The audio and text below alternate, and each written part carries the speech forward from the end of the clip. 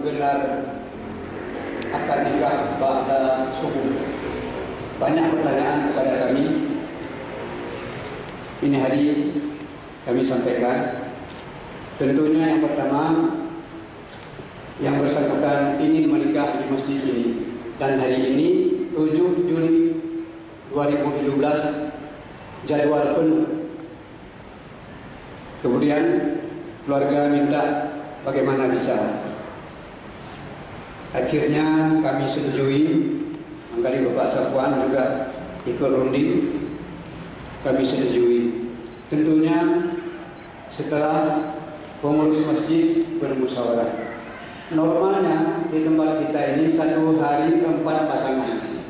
Jam 8 satu pasangan, jam 9 satu pasangan, jam 10 satu pasangan, dan jam 11 satu pasangan, kecuali hari Jumat tidak ada jam 11. Jadi tidak ada ba'da subuh. Ini hari Bapak Ibu lihat ada pernikahan ba'da subuh. Kenapa? Saya kenapa? Adik remaja kenapa? Bisa jawab?